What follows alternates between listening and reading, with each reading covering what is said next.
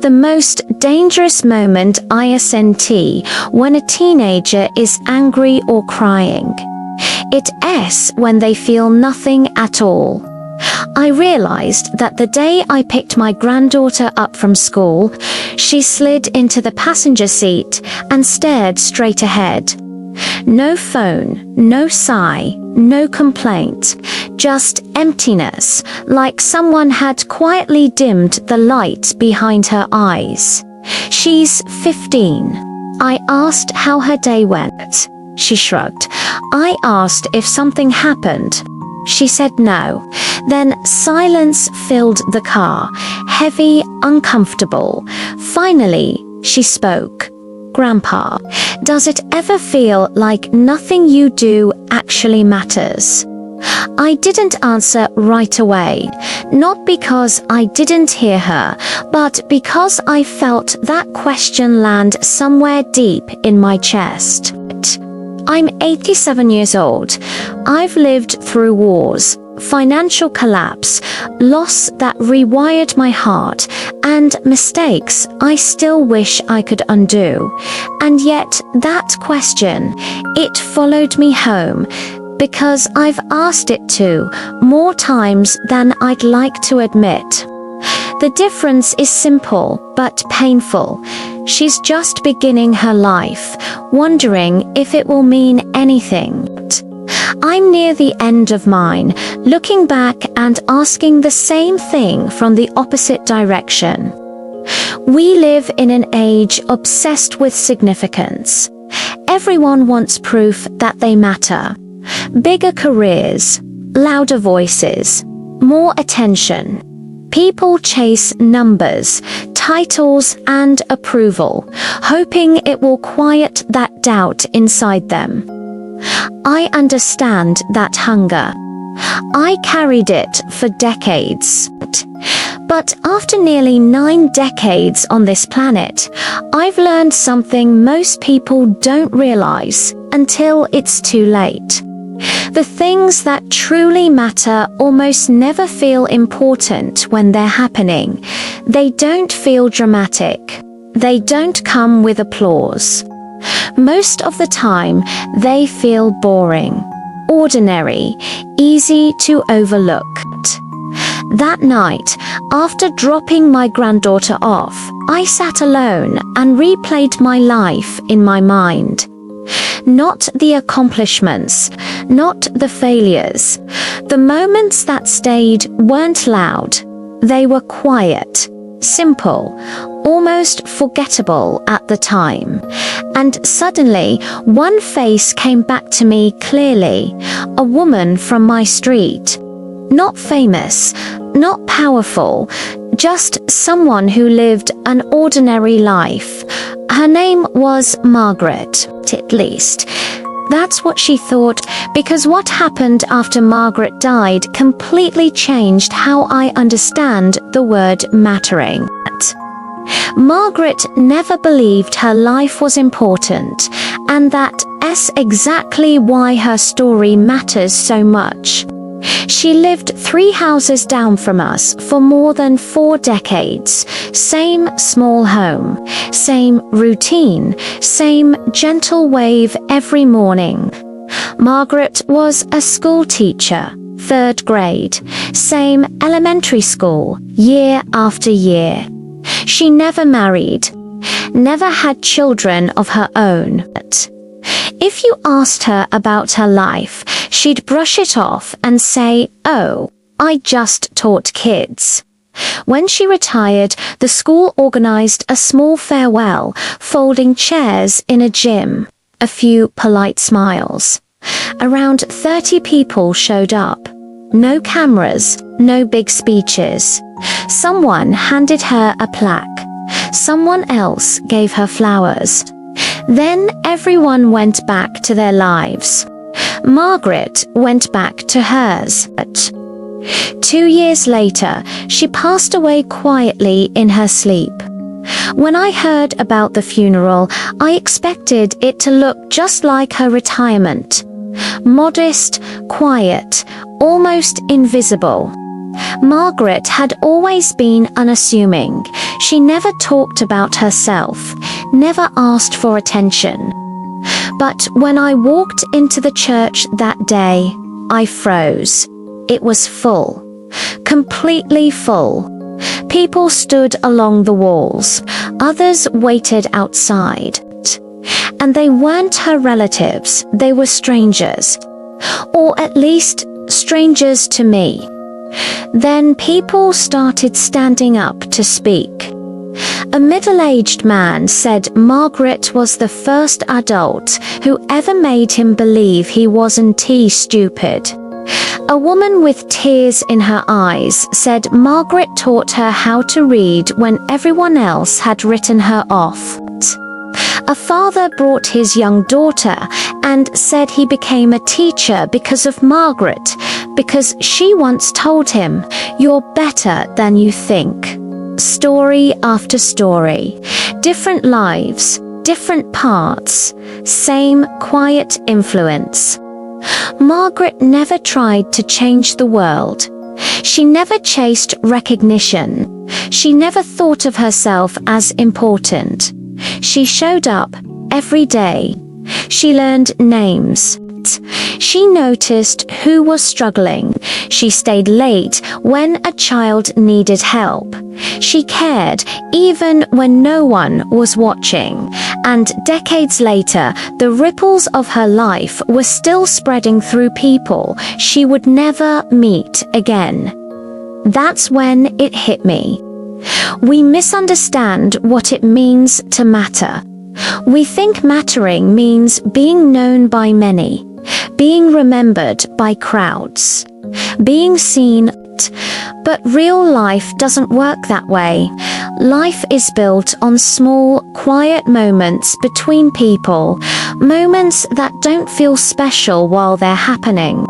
A sentence that shifts someone's confidence, a kindness that arrives right before someone gives up, being present when it would be easier not to be. Those moments don't announce themselves. They feel ordinary.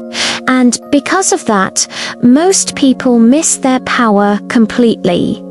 Standing in that church, I realized something unsettling. Margaret probably died believing her life was small, and she was wrong.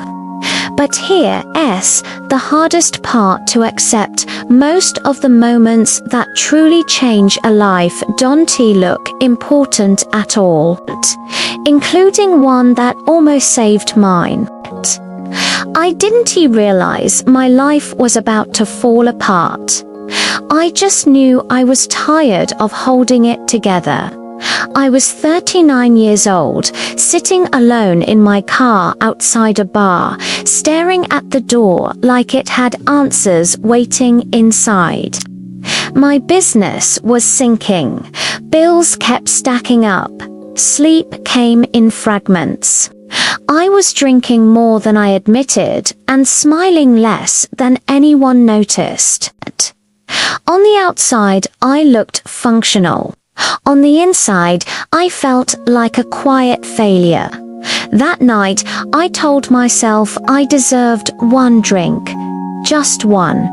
I'd earned it, hadn't I?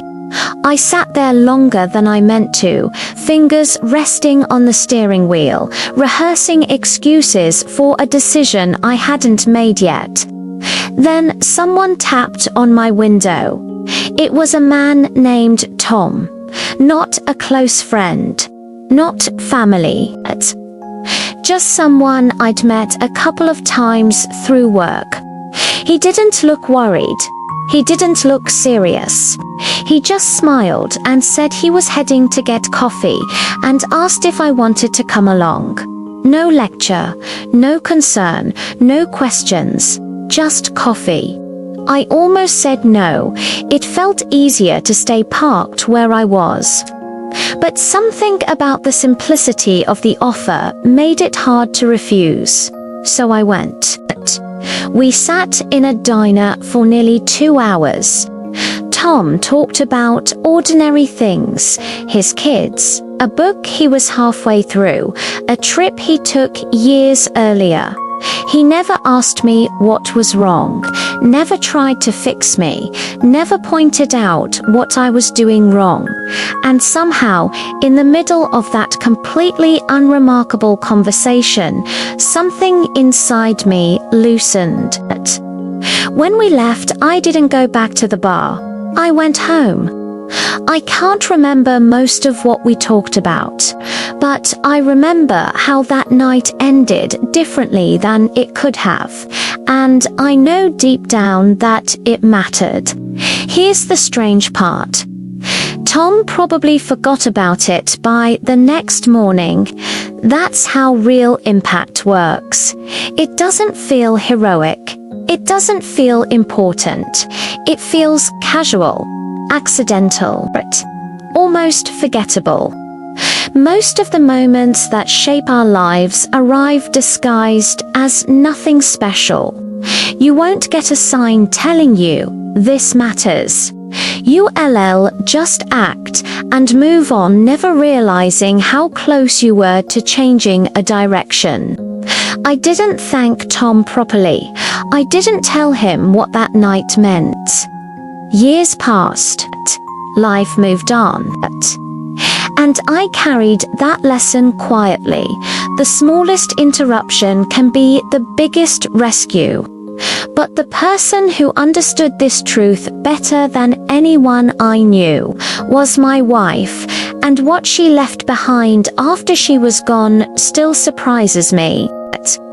The most meaningful things my wife ever did were the ones no one ever praised her for. Her name was Eleanor. While the world rushed forward, she moved slowly and deliberately.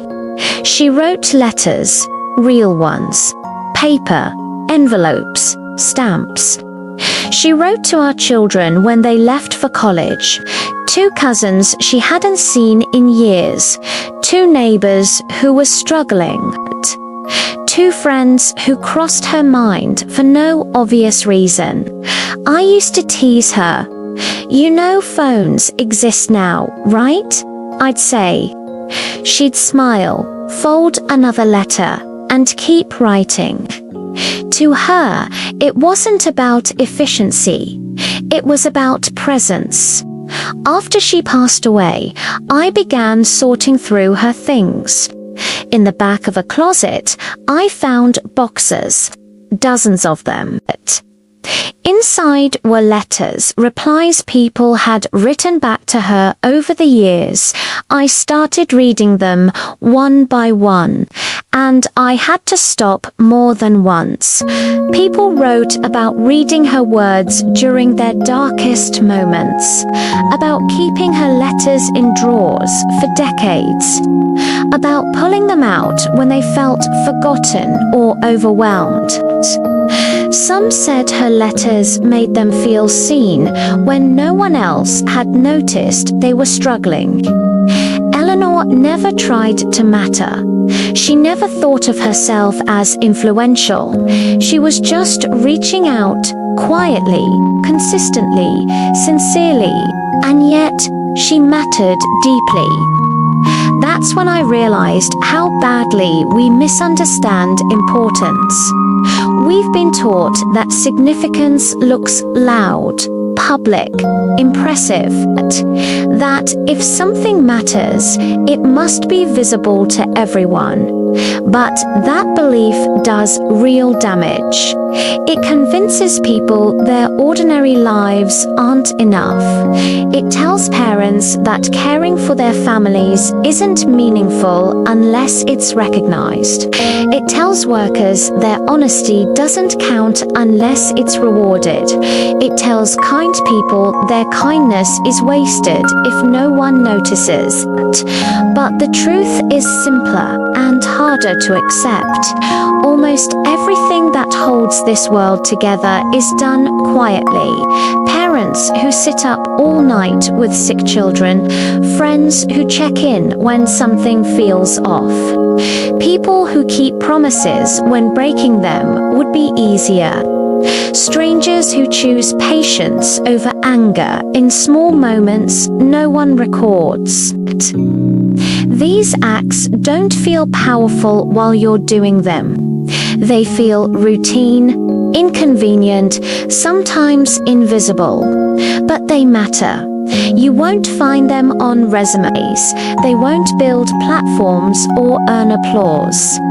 But they shape lives in ways numbers never will, and most people will never know the weight of the good they carried.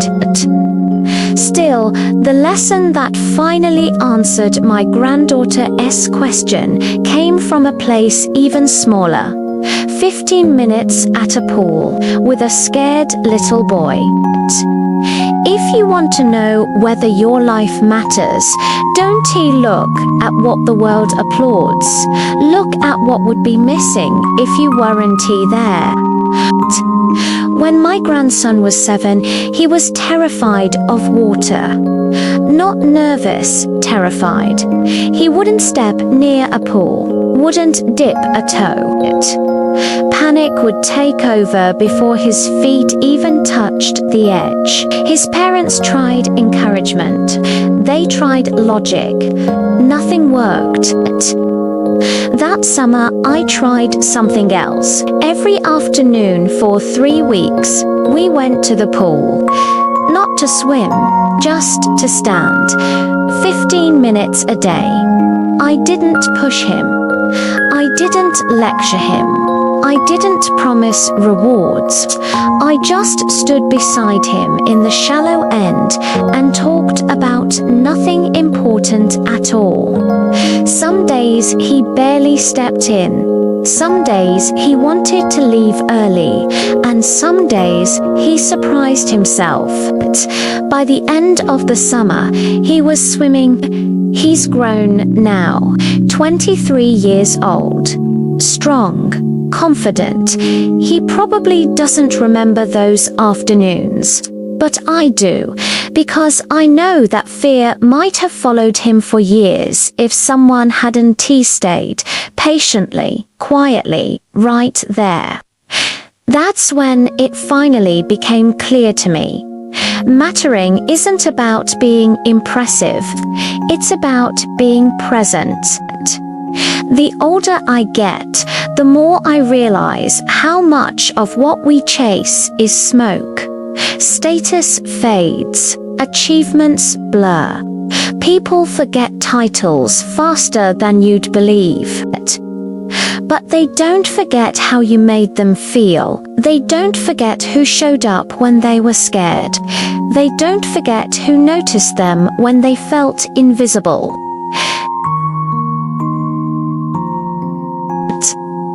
The young woman at the checkout looked exhausted.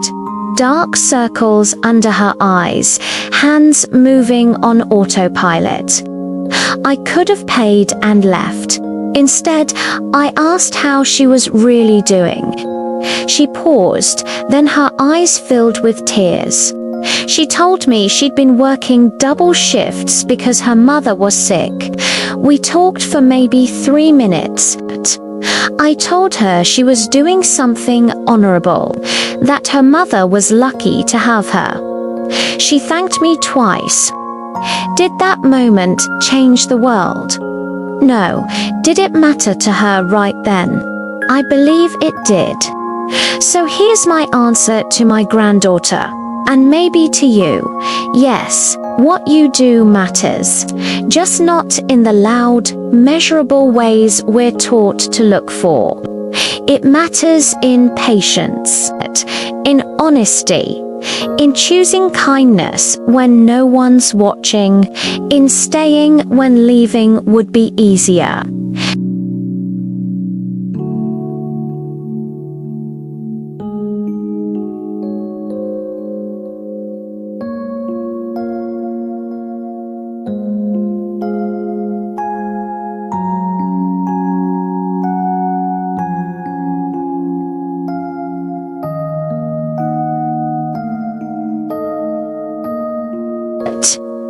And if you're still wondering whether you matter, ask yourself this tonight. Who feels safer, stronger, or less alone because you exist?